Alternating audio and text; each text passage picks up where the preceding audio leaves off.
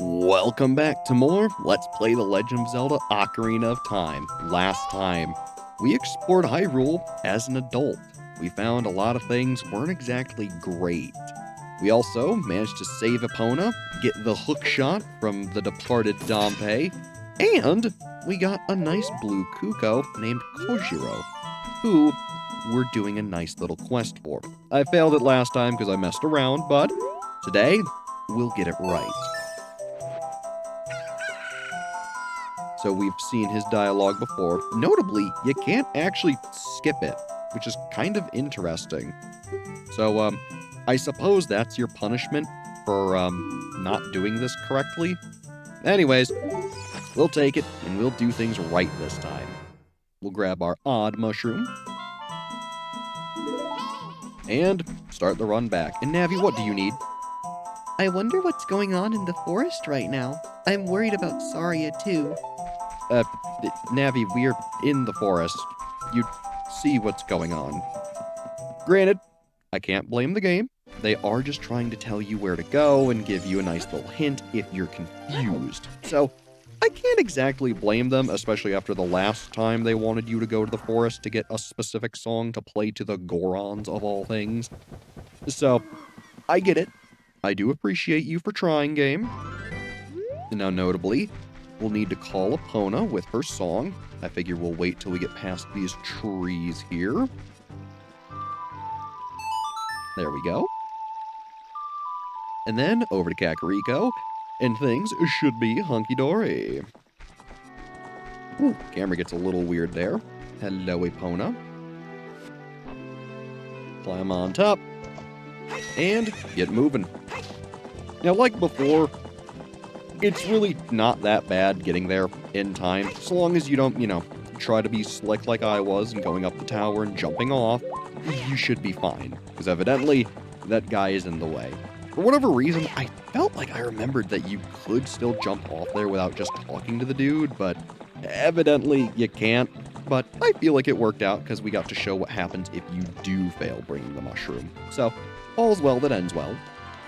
And plus, today's basically going to be doing this entire quest right now, because, wouldn't you know, you don't actually need anything to do this other than Epona, pretty much. So, I figured it'd be fun to do it all. And let me tell you, the reward you get for doing this entire trading quest is incredibly worth it. So you want to make sure to go out of your way to do it. Otherwise, I believe in order to get to the actual potion shop, you want to come to this here item shop and walk out this back door. And then, if we go into this building that I've never entered before, this is the potion shop in Kakariko. Hey there, Grandma. How's it going? I believe we'll speak to her. What a mysterious smell. You must have something. Yeah, it's this mushroom. That bum, he had to go into the forest. I see. Hey, give it to me now. Sure.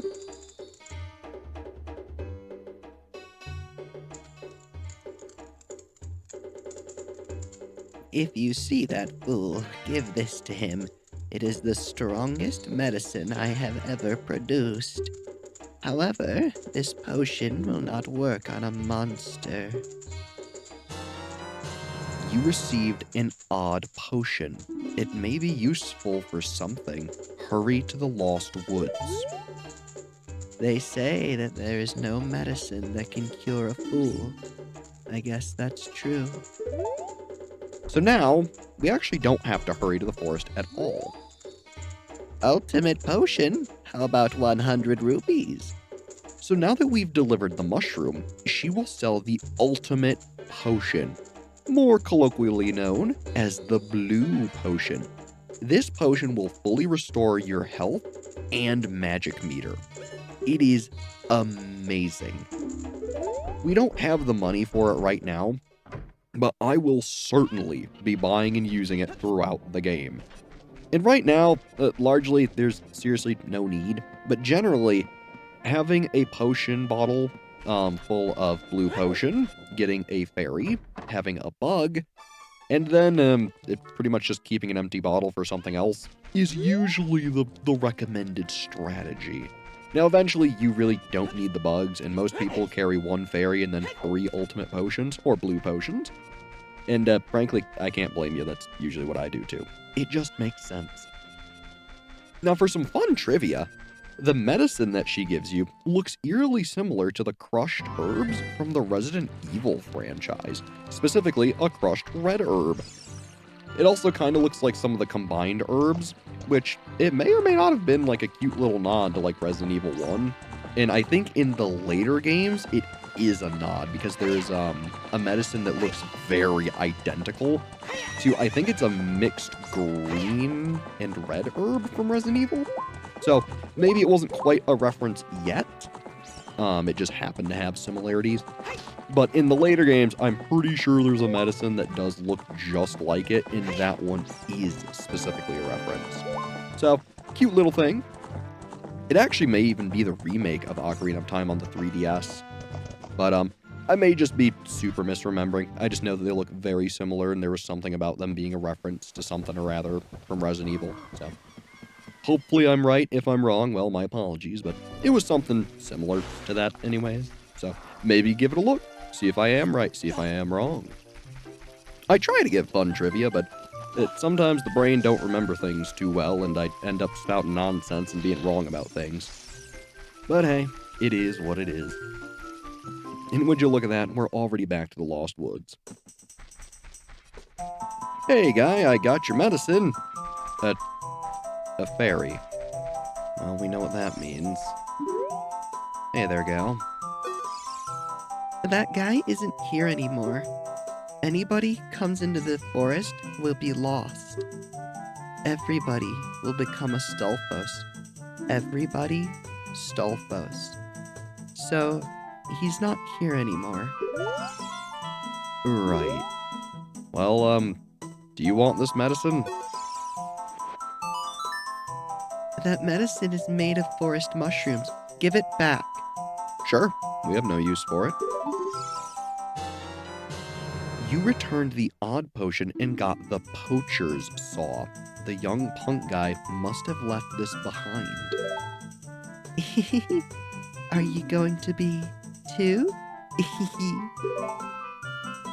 Notably, that is an incredibly interesting line, considering a future game in the series, specifically The Legend of Zelda: Twilight Princess. For anyone who has played that game, you know exactly why that line specifically is incredibly interesting. And, just to not tease folks, for those who don't know, in The Legend of Zelda: Twilight Princess, the Link of that game learns a bunch of sword techniques from an old hero, one who is very specifically a Stolfos. This hero happens to be this Link. So, although at this point it was speculation that he would become a Stolfos, in the Legend of Zelda: Twilight Princess, he is in fact one. So, do with that information what you will. And to be fair, the Zelda timeline and all sorts of things like that really don't matter and don't make sense, like, at all. So, maybe don't pay it any heedance. Also, I totally went the wrong way. I'm so used to going back to Kakariko from going back and forth that I forgot the next place we need to go to is Gerudo Valley, of all places. Now you might be wondering, really? Gerudo Valley? What could we do there with the poacher's saw? Well, you'll see. But anyways, point is, back to my story, with Link becoming a Stolfos and teaching the Link of that game all these new moves, I think it's a really cool touch, because I'm pretty sure it was confirmed somewhere, or at least it's a very well-speculated thing. And it just makes that line of the Kokiri girl saying, hey, are you going to become one too? A little more eerie. Almost like she knows. And so, I mean, it's one of those things that looking back, it's like, oh, kind of gives you some shivers. But I also think it's just a really cool piece of storytelling that happened to work out years later. It almost makes me wonder if they did it for that very reason. So, in Gerudo Valley, if I can control Epona correctly, remember that big bridge that was guarded by all those Gerudo women? That bridge is now out. And in order to cross it, we can use Epona. Which I gotta give her credit, where credit's due. That is an incredible jump. And wouldn't you know it, it's the Carpenters. Hey, guy. I am a master craftsman. Those Gerudo thieves, they broke the bridge. I want to fix it, but all of my workers are gone. They said working as carpenters isn't cool, and they went to the Gerudo's fortress to become thieves. Hey, you. If you're going to the fortress, would you mind finding out what my workers are doing over there? We sure would. But, got any use for this? Hey, that saw! It's mine! But I thought I left that saw with my old lady. Oh well. My Bigaron tool broke, so I was going to Goron City to get it repaired. Your coming here is great timing. Will you give me my saw? We sure will. And note, he left it with his old lady. The potion shop lady sent him into the forest to get something for her. Or at least, sent him out to get something and he happened to enter the forest. Turns out, the potion shop lady is this guy's wife, the Kuko lady, and the depressed guy are their children. Who would have thought it? Good kid, thanks. I'm sorry that I can't give you something that's good in return, but take this anyway. You traded the poacher's saw for a broken Goron's sword. Visit Bigaron to get it repaired. Now this kind of undermines something very specific. Remember all that time ago in Goron City, where when we first learned how to use or pick bomb flowers, that we found that big Goron smith? Turns out, had we waited and gone back there to him, we could have paid him a large sum of rupees, I believe exactly 200. He would have then sold us Bigaron's knife, which is a great sword effectively for us people. Hylians, Kokiri, whatever. It's a massive sword despite being called a knife. I suppose for someone of his stature, it would be a knife. Point is, this item is terrible. The idea is that you're supposed to buy it and then use it for a minute, and then it almost instantly breaks. Before it breaks, it does 4 damage. For reference, the Kokiri sword does 1 damage, the Deku stick does 2, as well as the Master Sword. So the Bigaron's knife, or I think it's called the Giant's knife, something like that, does 4 damage before it breaks. This quest that we are currently doing allows us to get Bigaron's sword, which is the knife that never breaks. It is technically speaking the most powerful weapon in the game, able to deal a whopping 8 damage on a jumping attack. However, it does have some weird caveats. Namely, it's a great sword, so you can't block with it, and you also can't beat the game with exclusively it.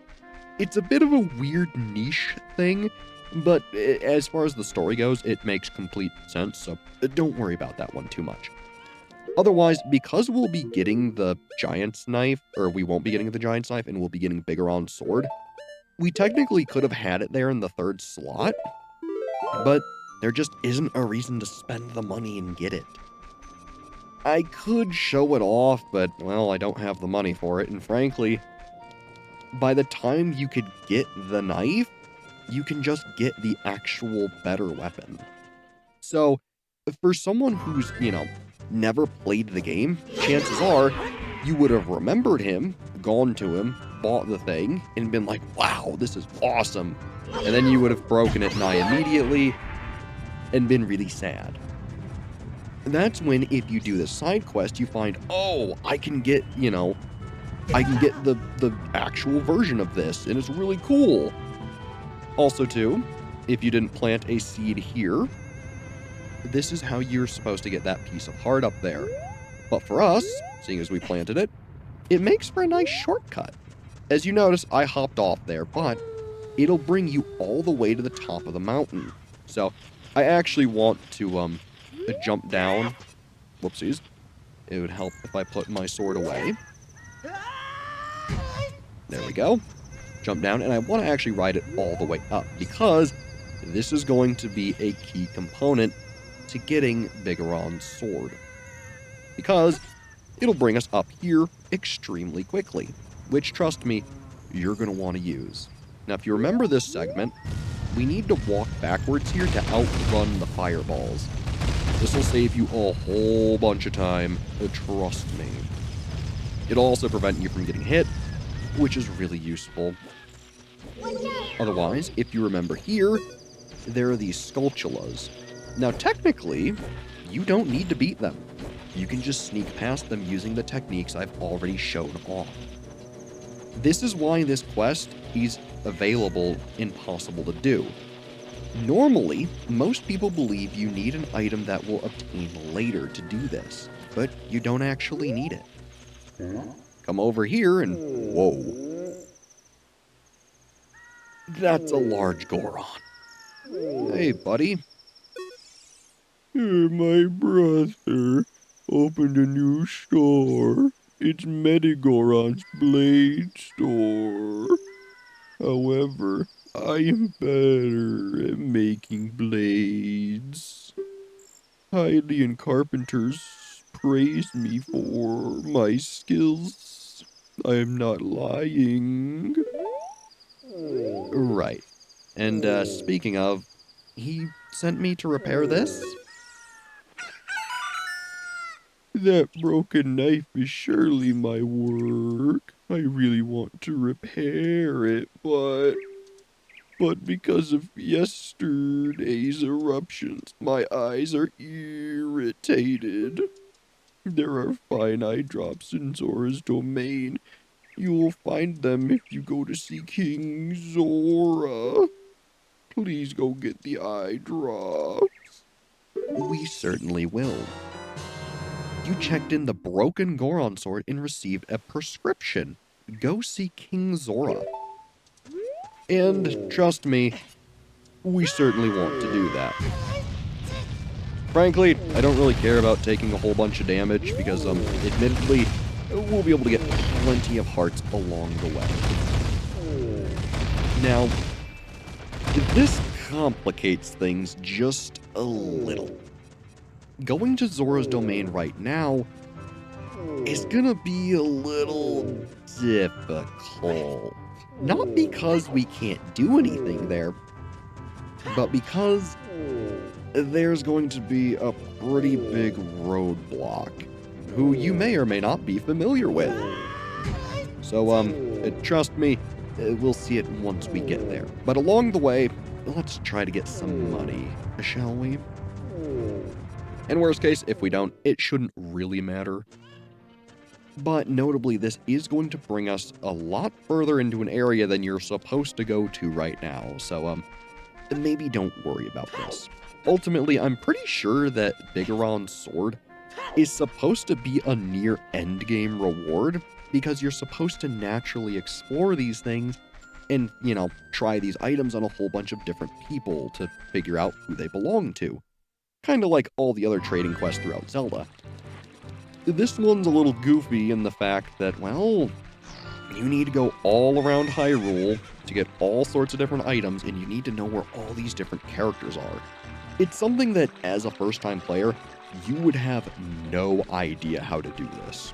So, you're supposed to probably find the carpenter when you actually need to go to Gerudo, which is one of the later areas in the game. Still, if you know, you can do it immediately, which is a really cool thing for anyone on a repeat playthrough, or if you've never played the game before and you've seen a video on it, it's something cool you can do now. Otherwise, because we didn't plant a bean here as a child, we will have to run through here as an adult, but frankly, it's not that bad. Notably, because Link is now taller as an adult, a lot of things like the deeper water don't really affect him nearly as much. He can just walk in it, which makes going through here a lot easier. So I figured it really isn't worth the precious bean slot or the bean money to plant one there just to save us a tiny bit of time. Now look, technically speaking, it might be useful to have it, but for now, I don't see a reason. And, huh? It's snowing. Isn't that strange? Still, the same old methods work to open up Zora's domain. But as we'll soon find out, a mean trick has been played on the Zoras. And maybe it wasn't a mean trick ultimately, but, well, point is, you'll see. Zora's domain has been frozen over, which complicates some things. Because, as you can see, all of the Zoras really aren't around. And once we get up to him, King Zora is frozen in a block of red ice. This ice cannot be melted by normal fire, which means we can't really do much here, unless you know what lies beyond him.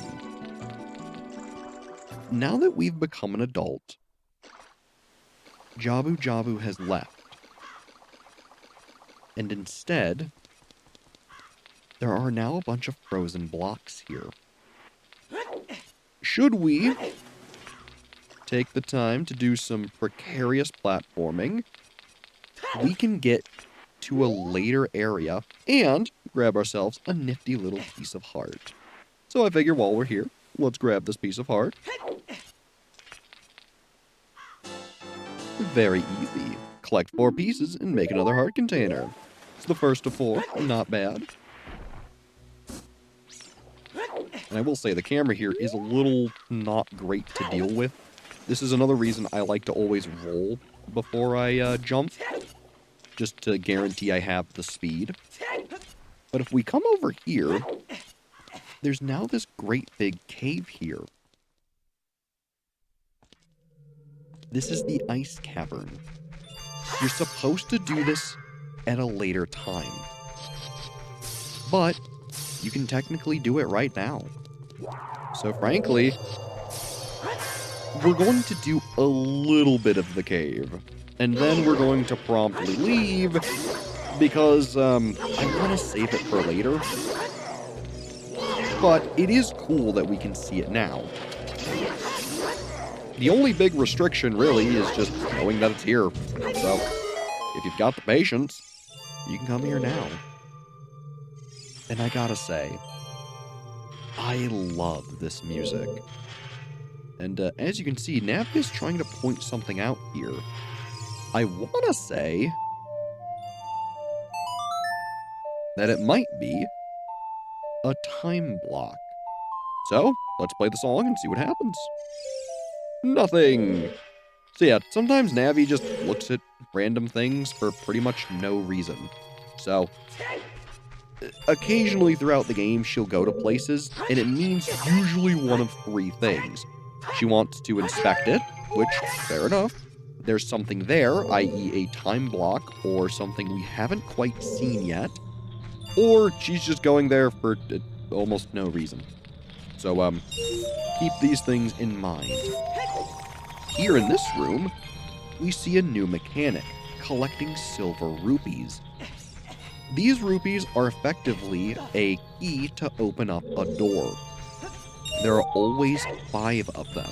And there's also a golden skulltula here. So I figure, while we're here, may as well grab them. And to be honest, this dungeon is so short that I think I want to just complete it now and be done with it. Even though that's kind of not what you're supposed to do, but, well, we're already here, you know? So, consider it a nice little convenience thing rather than, you know, we're supposed to do this now. You are required to do this cave later, but you're not required to do it right this second. So, that's the part that I'm really, skeezing on. Now remember, you can use your quick spins to get rid of enemies surrounding you. It is very useful for dealing with these pesky ice beasts, because we really don't have a great way to fight them. This blue fire, it doesn't seem natural. Maybe you can use it for something. And we sure can. That blue fire is able to melt the red ice. We're going to need a lot of it, especially if you want to get everything here. So, as much as I am not a fan of it, I'm going to empty out all of our bottles to get 3 things of blue fire. And trust me, you're gonna want this. This will save you several trips back, and basically just help you from getting a headache. Anyways, you put blue fire into the bottle. This is a cool flame you can use with any of the directional buttons. So we'll grab it up. Make sure to get plenty of it, because we're gonna need it. Otherwise, give this guy some time. And I realized I didn't ID him. Freeze hard. Watch out for its freezing breath. Destroy it completely before it revives. So yeah, these guys are a bit of a pain. They're not very difficult, but they can be annoying. Otherwise, here, we can use our blue fire to melt the red ice. And get ourselves a nice little treasure.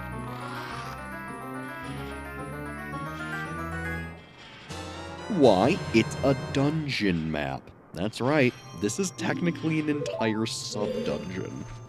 So again, if you don't want to do this right this moment, don't worry about it. Just get the blue fire, get King Zora out of the ice, and call it a day. But, like I said, we're already here. May as well do all of it. And granted, because I plan on doing the rest of this dungeon, we probably won't finish the trading quest today, but we'll save ourselves a fair bit of headache later. So, I figure it's pretty darn worth it.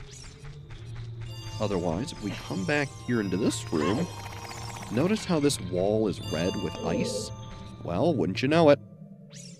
That's what the blue fire is for as well. Very convenient. And I want to say this might actually be the way to go. Yes, it is. So we want to take the right path there first, just because it is a dead end. So excuse me, big spinning blade. We need to go this way.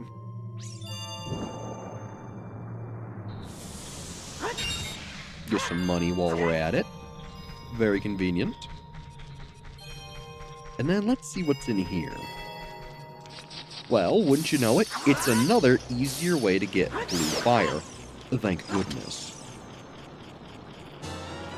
And if you can hear that, there's a Skulltula in here, which we'll be sure to pick up. First and foremost, though, there are some things to melt. And look, obviously we're not going to pass up a free piece of heart. I mean, come on, you'd have to be crazy. So, let's grab heart piece number 2. Very nice.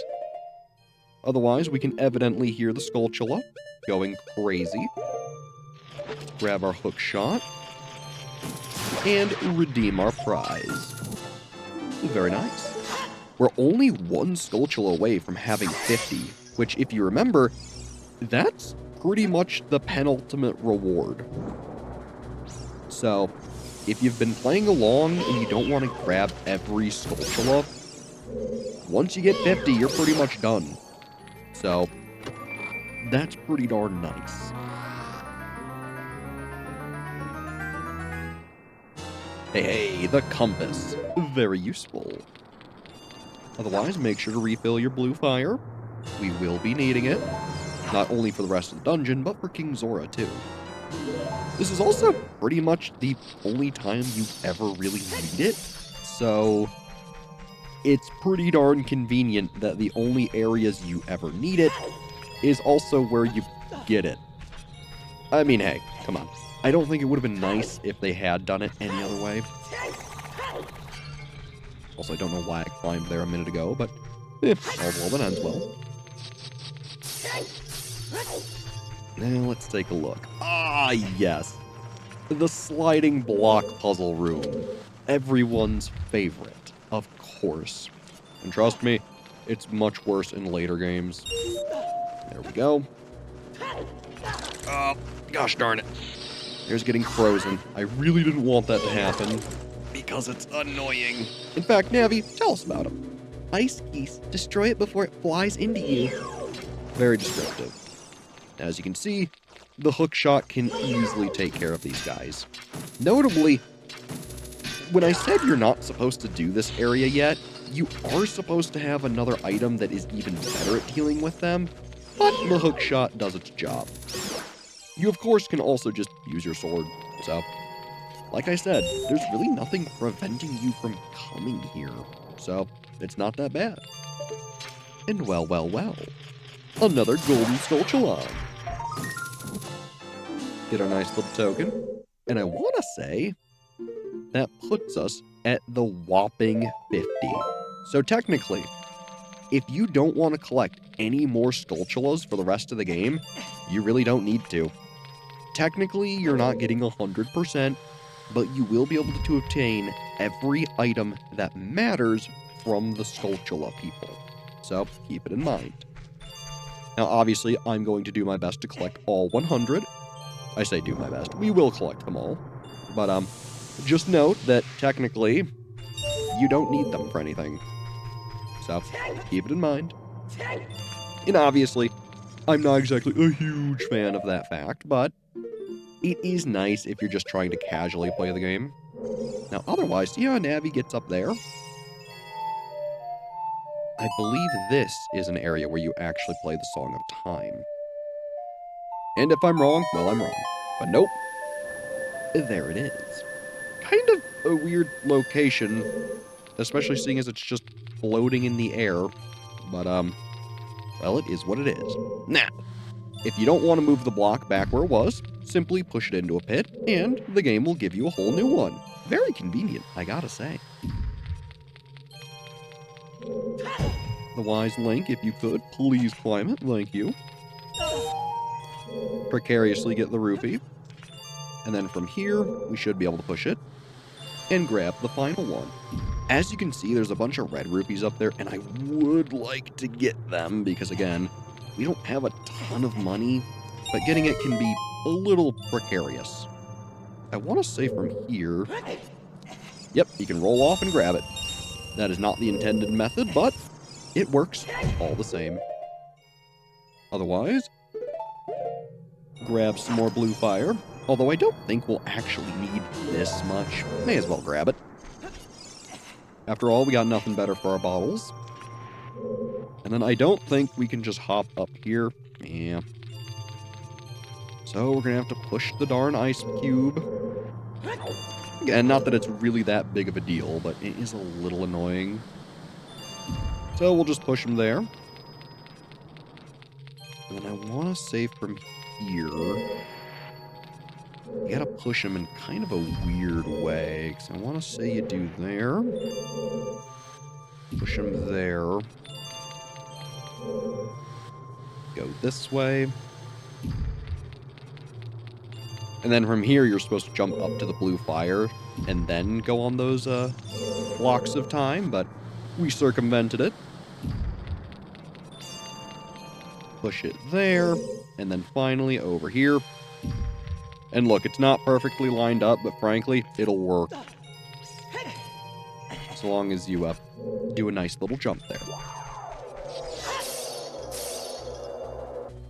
I'd rather not get frozen, thank you very much. Thank you. Very good. Then, obviously, use some delicious blue fire. I don't know why I said delicious, but I mean, it does kind of have like a cotton candy sort of look to it. Like when you release it or whatever, at least the color. And then through here, we have one of my favorite rooms in the entire game. Just look at this. When I think ice level in a game, this is the room I think about. It's a pretty simple effect, all things considered.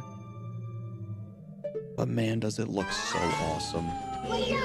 And hello there! White Wolfos, lure it close to you and watch its movement carefully. Attack it when it drops its guard. The White Wolfos here is a bit tougher of an enemy than a normal Wolfos. But as you can see, the spin attacks basically destroy it. Nothing to worry about. And for doing all of this,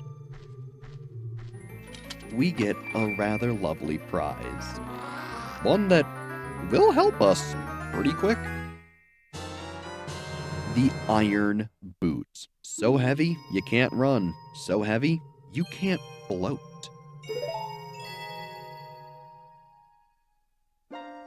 And look who it is. We meet again, Link. If you came here to meet the Zoras, you wasted your time. This is all there is. With one exception, the Zoras are now sealed under this thick ice sheet. I managed to rescue the Zora princess from under the ice, but she left to head for the water temple. This ice is created by an evil curse. The monster in the water temple is the source of the curse. Unless you shut off the source, this ice will never melt. If you have courage enough to confront the danger and save the Zoras, I will teach you the melody that leads to the temple. Time passes. People move. Like a river's flow, it never ends. A childish mind will turn to noble ambition. Young love will become deep affection. The clear water's surface reflects growth. Now listen to the serenade of water to reflect upon yourself.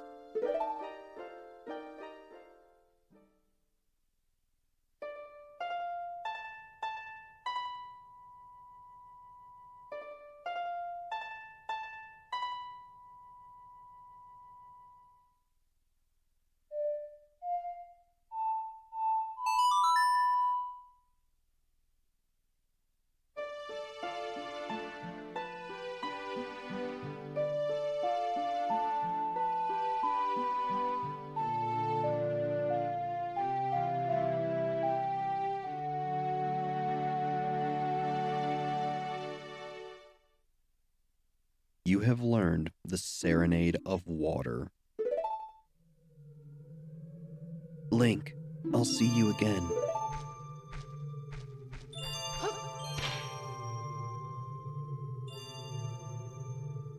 And this marks what is supposed to be the third time, or well, the fourth time you meet Sheik. I was going to say the third time you meet Sheik outside of the Temple of Time. Point is, the Serenade of Water is for the third temple, the Temple of Water. In order to enter there, we needed the iron boots, but we've done things a little out of order in our pursuit of Bigoron's sword. But this marks the first of the 6 colored songs. These colored songs will warp you to the little plaques that we've seen all throughout Hyrule. If you remember when we got the Skulltula at Lake Hylia, this will take us there. It's a very useful song. And don't you worry, you can't miss any of these bottom row ones. You can technically miss the top row ones, but I mean, seriously, you kind of have to go out of your way to miss half of them. So, Now that we have that, let's put our nifty new iron boots to use. As you can see, there's this little pocket of water. Go into the menu, equip the iron boots, and Link will sink down. This allows him to be underwater. You can't breathe underwater. If you start choking, take off those boots. Like the fire areas, it gives you a timer based on your health. So, the more health you have, the better off you are. Evidently, these boots also make you move a lot slower, so I generally wouldn't keep them on normally, but they are very useful, and because we have them now, we'll be able to get quite a few pieces of heart.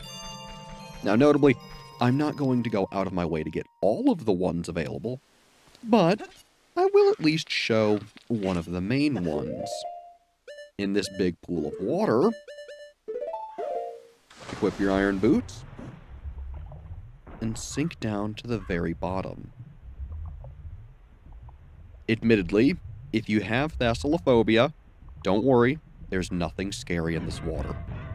In fact, there's quite the beneficial item. A nice piece of heart. Now we've collected 3. And wouldn't you know it,